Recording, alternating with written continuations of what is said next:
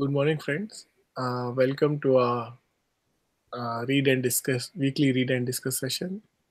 Today we are reading an article from Sonja Dobrombowski, "The How of Happiness." Utah Route 14. I was in the middle of a long motorcycle in the summer of 1995 with my friend Doug Edwards mentioned above. Shortly before we reached Long Valley Junction, which was just an empty highway intersection in the middle of Desert Valley, we been passed by a group of riders on Harleys. But soon we saw the Harleys headed back towards us. They had apparently missed the turnoff for Route 14 and had doubled back. We reached the intersection and turned west just before they did. The road ahead was winding, twisty track through the mountains, and I was suddenly seized by an intense desire to ride fast, outrun the Harleys, and beat them to Cedar City. And that's just what we did. For the next 40 miles, I have no idea how much time it took. I was totally absorbed in the process of riding fast.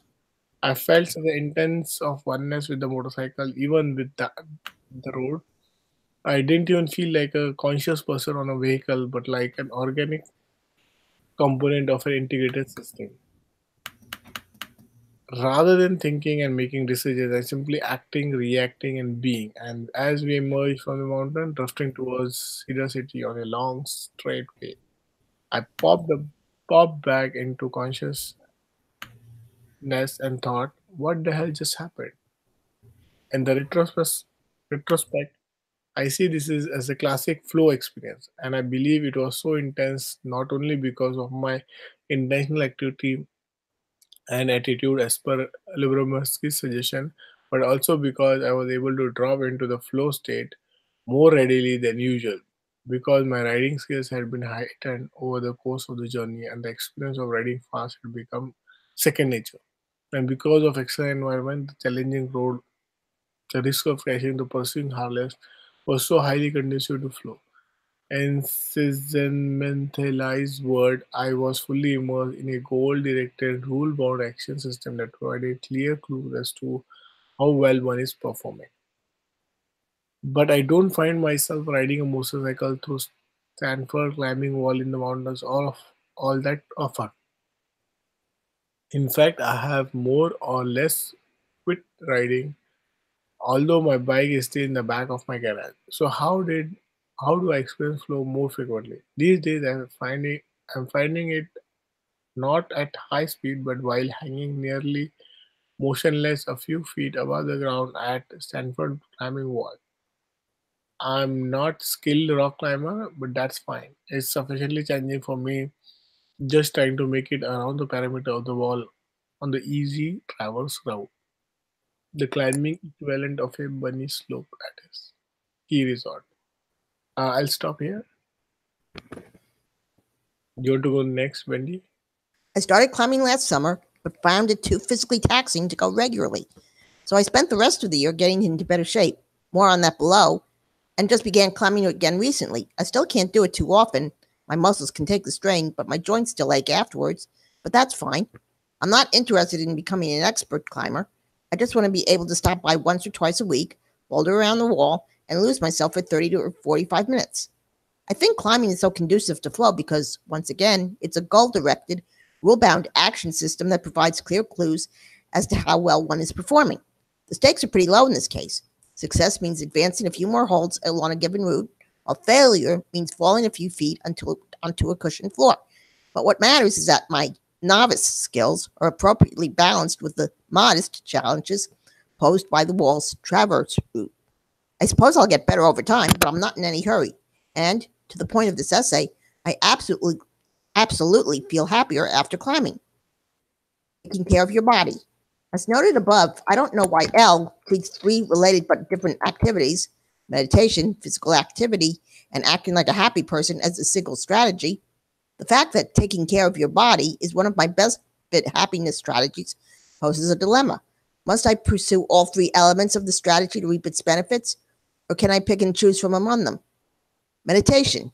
L cites substantial research that demonstrates the benefits of meditation and its positive effects on a person's happiness and positive emotions, on physiology, on stress, cognitive abilities, and physical health. And she provides a simple, straightforward guide to the process: how to meditate in fewer than 300 words. But sitting still does not come easily to me, and meditation has always felt like an unpleasant chore rather than an opportunity for personal growth. I used to practice a yoga routine that ended with a period of meditation, and although I occasionally experienced moments of reflective peace, I usually found myself feeling like a kid in detention hall, waiting until the clock set me free. I fully appreciate the importance of the elements of meditation articulated by L. Be non judgmental, be non striving, be patient, be trusting, be open, and let go. I recognize many ways in which my ability to embody these values has enhanced my life, and many ways in which my failure to do so continues to hold me back. Finally, I'm well aware that my resistance to the practice only means that I have that much more to gain from it, but I still can't bring myself to actually do it on a regular basis. Let's see how I'm doing with the other elements. Physical activity. In contrast to my difficulty sitting still, I have no problem getting up and moving around. The graphic below from my Don't Break the Chain account shows the days I exercised last year marked in red.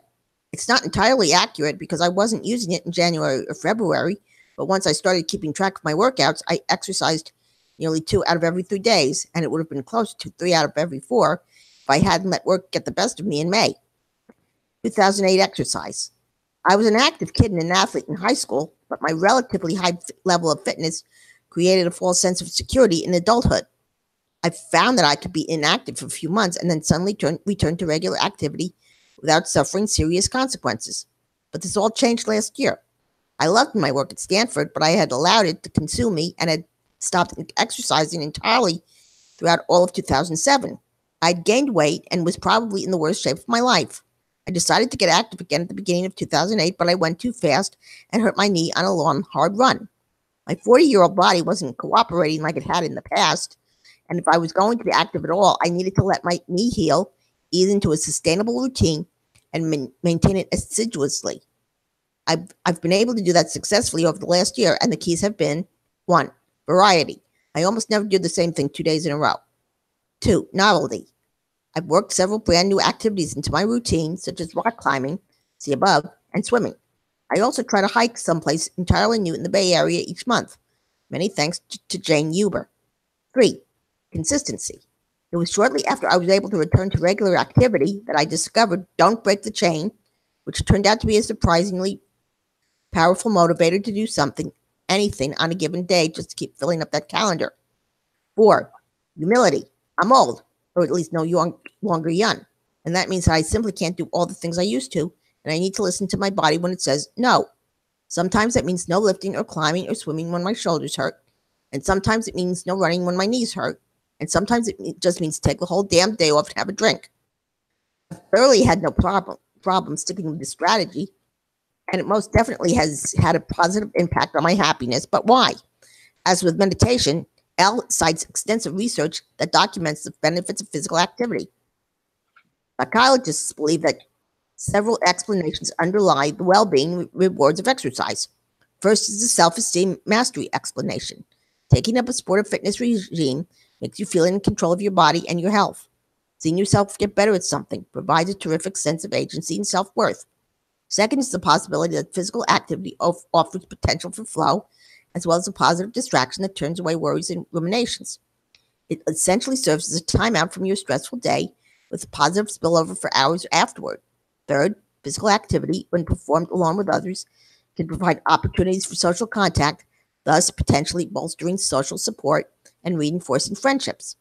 I've certainly benefited from the first 2 effects of physical activity, and the correlation with flow experiences helps to explain the particular appeal of something like climbing. I tend to exercise alone, so I haven't found it a source of social contact, but given the very people-intensive nature of my work and the fact that nurturing relationships wasn't identified by L's diagnostic as a key strategy for me, that hasn't posed a problem. L notes that exercise may well be the most effective instant happiness booster of all activities, and I believe that being physically active has had the largest impact on my happiness over the past year of any of my intentional happiness strategies. All right, I'll stop here.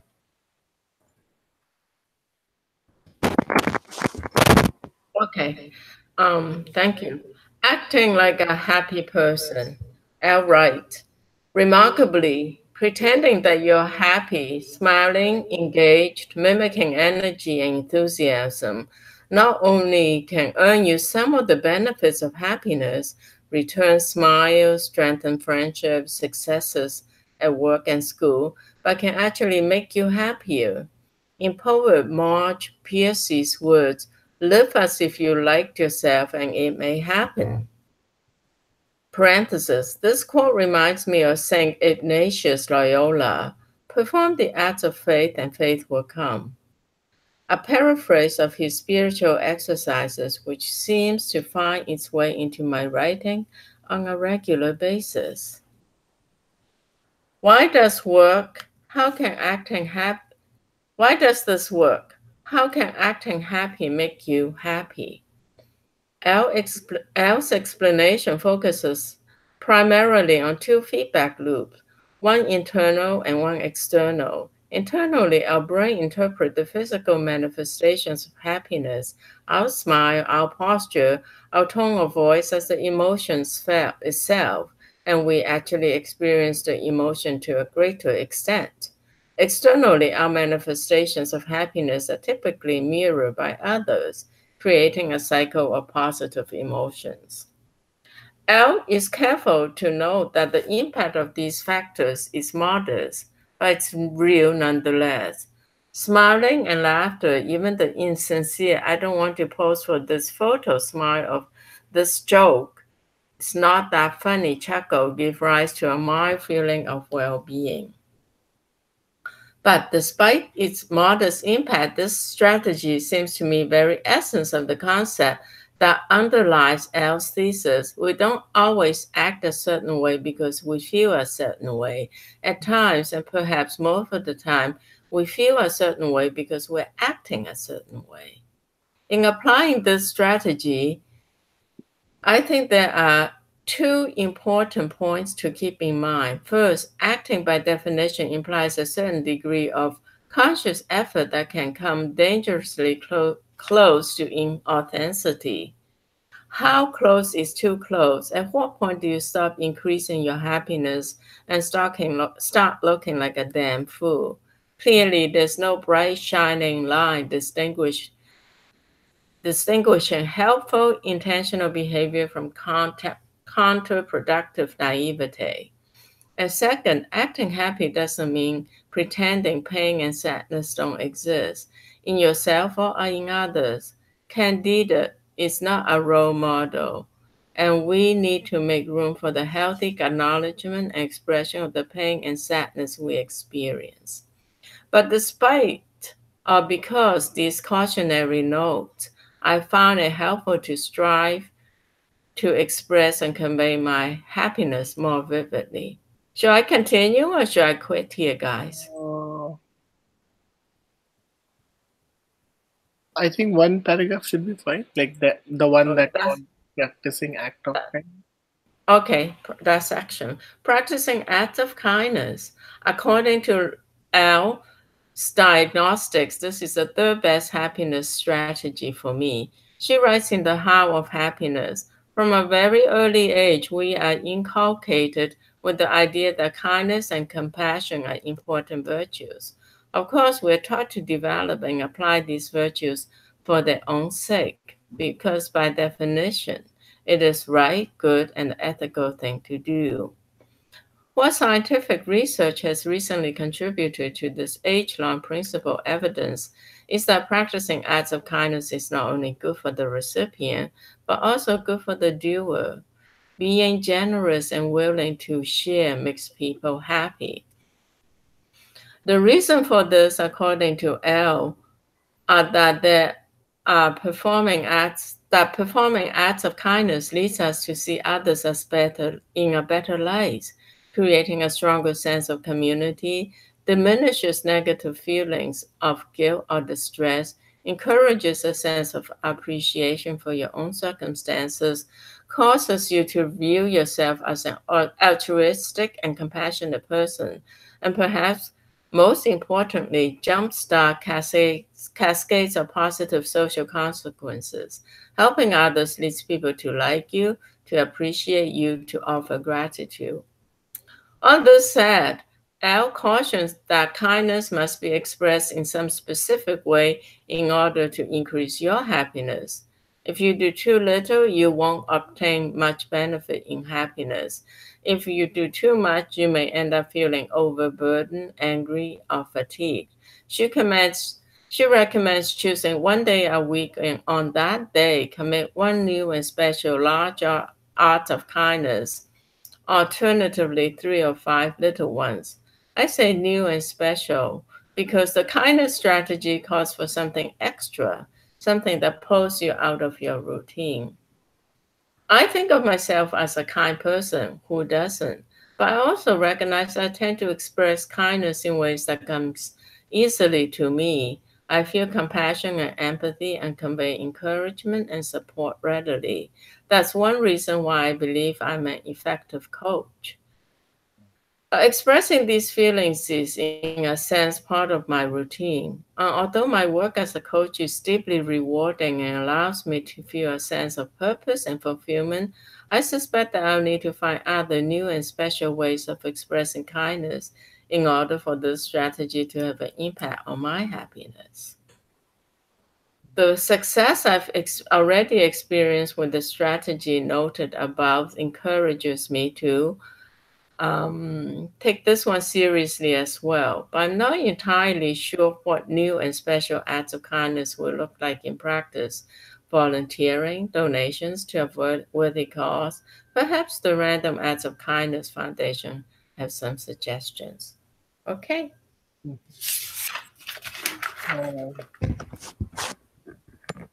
Yeah, for me, yes, flow experiences. I don't know if I can call it flow experience for myself, but yeah, sometimes I have those moments. Like for example, I'm coding something, like solving some hard problem, and then I'm so engrossed that uh, time just flies. Like I spend like 2 3 hours with distraction and fully concentrated. And then once the problem is solved or have some idea or closer to the solution, I get that feeling of, oh, I achieved something. So I think it's kind of flow experience where I'm trying to achieve to a goal or solving something, and I'm so absorbed that the time just flies. So I have those kind of experience, or maybe one of the other times are like uh, I was practicing the mindfulness, and you know there are some, and it's one of them thing is like if you are doing some activity, slow it down by 2x speed. Like any activity which you're doing, like any usual course, and you kind of since you are slowed it down, you're doing it carefully, noticing it at every moment. So I had tried that, and I think that's also kind of a flow movement where you're trying to do one thing with all your heart and mind, um, and it helps to like basically you just focus on one thing and you are one with that activity, and you get that feeling that, oh, this is something like you are doing for the first time, uh, kind of feeling, and enjoying getting a good feeling out of that any activity you're doing. So I have so I have had those brief moment of low intensity experiences. The other thing was, yes, I like that taking care of the body, and definitely going to the gym or hiking or something, doing some, and again different activity. It's really, I feel that little happiness or little sense of achievement whenever I do that. I totally agree. Like, and I think it's like he has mentioned some good point, like keeping variety, consistency. Uh, uh, yeah. Then last one, definitely running an act of kindness. Just that I don't follow very particularly, but I have noticed that just saying please, thank you, you know, and then again, like you have to just act uh, to be to be kind, or it's like almost on the lines of fake it till you make it, but in a, you know, in a way that is like, if you pretend that you are super confident or pretend that you know something, um, eventually others feel confidence in you, and you also know that even if it is hard, you will do it. So that's one of the other thing which I have noticed recently. I mean, I knew that you can fake it and make it, but putting it into practical experience, it's a little tough. But if you do it, you know how. I mean, you could relate it that, oh yeah, I did this, although I was not sure, but since I communicated or since I was able to do it, kind of. And then next time you probably do more fake it and make it experiences make work. So yeah, that's my side.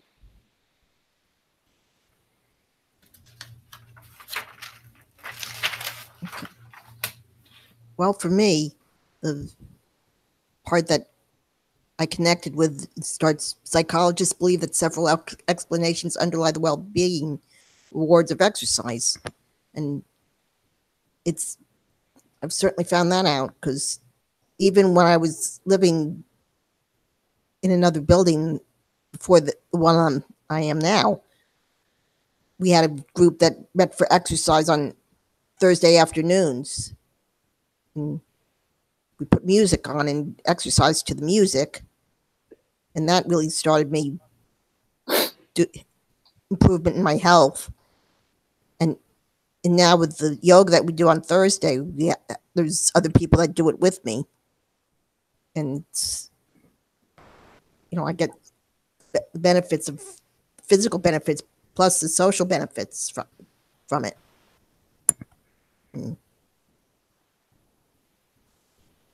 That's it. Yeah. We read I really like the idea of two things. The idea of fake it till you make it. I think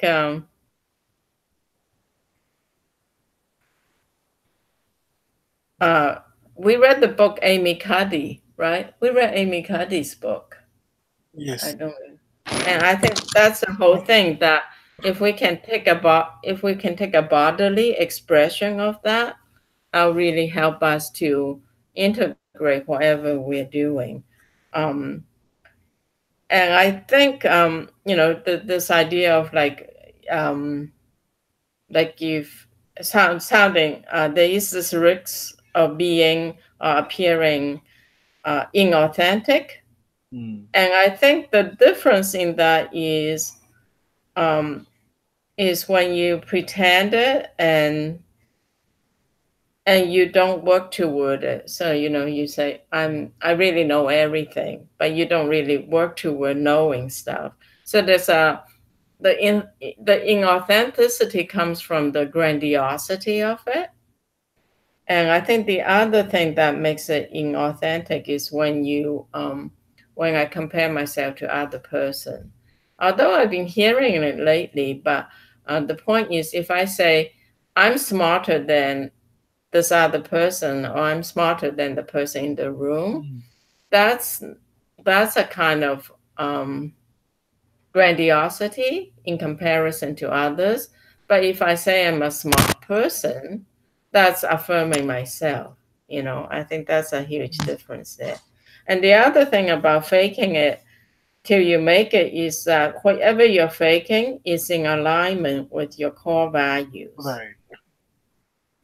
And then there's not authenticity. Then it becomes practice. You're just practicing where you're at, and through practice, the next level comes. And if you want to call that faking it till you make it, I think that's okay. As far as flow is concerned, I don't get much feelings of flow, except when sometimes I get most of the time it's through meditation. Like if I'm able to meditate 40 minutes, at the end of it, there's just just a sense of well-being. You know, the world seems bigger or more relaxed. Sometimes when I'm talking to a good friend, I kind of get into that state. And yeah, work will get me there, but sometimes I just feel exhausted afterwards. You know, like when I'm working, it feels really great, but afterwards I'll feel tired. I need to take a break. So I don't know if that's part of flow or not. And then the final thing is when they talk about meditation, physical fitness, and acting like a happy person as one thing, I don't understand that either. I mean, everything in here is kind of like synergy, right? If you do one, it's so much. You do two, it's so much. But because you're combining them, there's the synergetic component. So I don't know why she did it that way either. But yeah, in terms of the lecture this week, it talks about, I think, how to overcome hedonic adaptation and then changing our set points, right? Right. So as far as hedonic adaptation, I think what they said was go for experiences rather than materials. And so, like if you can go to a concert or buy a new coat, chances are going to the concert will give you more experiences. Right. I thought that was interesting how to think about that.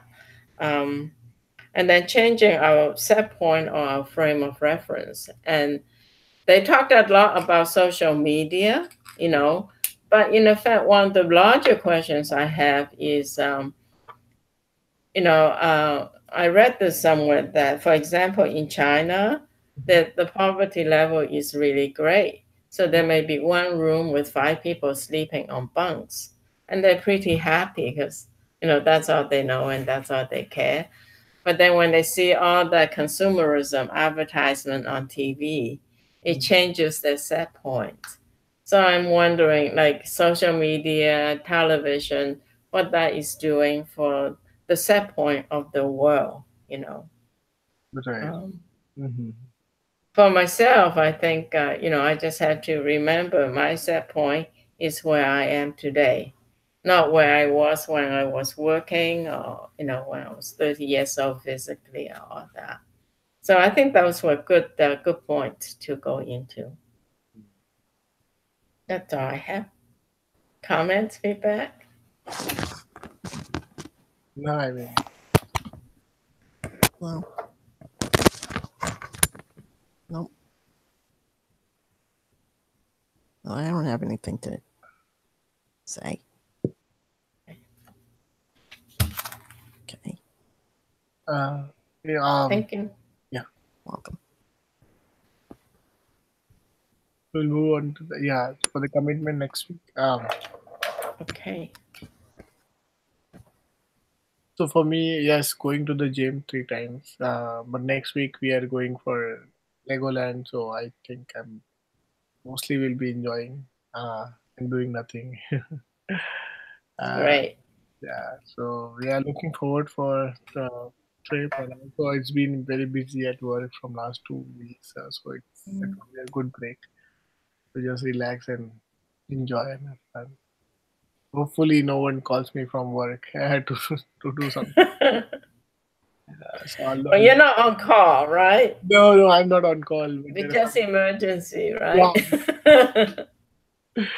But it's been like some nights we have been working, and then one of the like last week on Friday I left work at 11 p.m. So that was crazy. Me and there were some more folks, but so that's been crazy week again. So I was like, okay, I'm hoping to relax this week since last 1-2 weeks have been very bad. Great. Okay, well, enjoy. Yeah, thank Okay, my commitment, I'm going to have to do some research on my, what I think is the Candida it's not confirmed condition.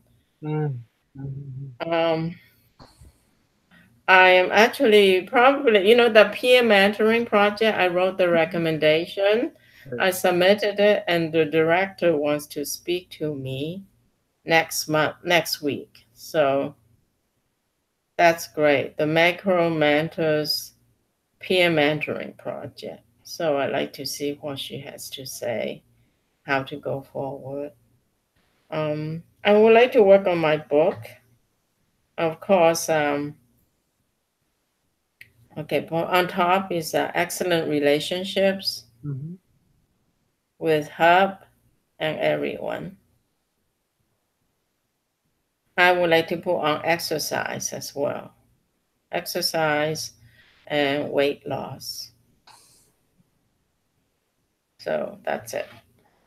For me, exercise, yoga. And this week, Monday, that we're having everyone's invited to come to the community room for lemonade. Plus, we're coloring things Monday. Oh. Yeah. And then I'm sure this week I'm going to be signing my new lease because it's coming up to the end of August, beginning of September, and that's usually when they have me do it. So I think that's everything.